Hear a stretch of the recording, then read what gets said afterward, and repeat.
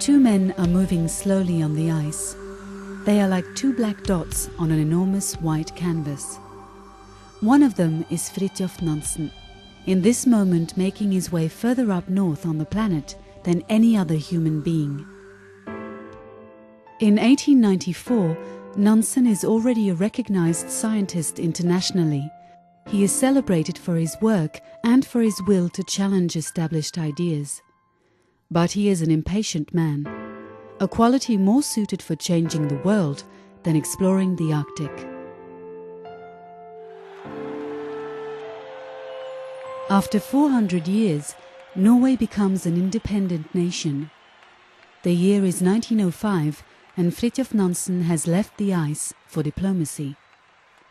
Now he is entering a new arena as Norway's first ambassador to London. With his ever-disturbing impatience, Nansen escalates from national symbol to an internationalist. As the end of World War I revealed indescribable sufferings, Fridtjof Nansen became a front figure for the world's bad conscience. From Nansen's view, one had to look through political differences and notice the suffering population individually, not as a group responsible for a country's political solutions. The idea was that the new world rising from the ruins would gain peace by helping each other regardless of political views.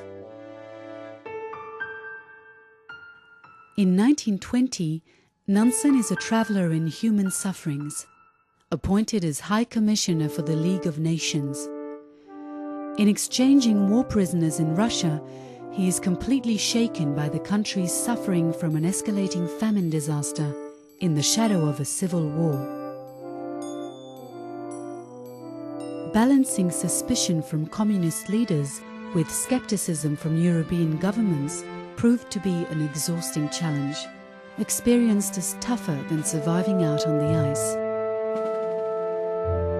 Nevertheless, when reporting to the League of Nations in 1922, he could inform about repatriation of over 400,000 prisoners of war from 26 countries, as well as a successful food program in Russia, which saved hundreds of thousands.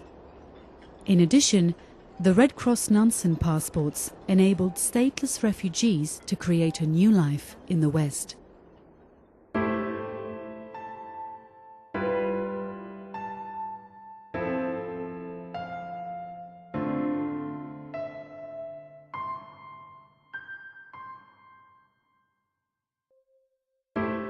In December 1922, High Commissioner for Refugees Fridtjof Nansen awaits his receiving of the Nobel Peace Prize. He says, "It is truly so strange to me and beyond my comprehension how all this business of the Peace Prize has come about. For it was really entirely by chance that I was driven to take up this work, which was not mine." Both in the Greece-Turkey dispute and in Armenia, Nansen continued his work with securing conditions for refugees, constantly pleading for responsibility from the world leaders. In 1930, Fridtjof Nansen died, leaving for others to continue his work for the refugees of the world.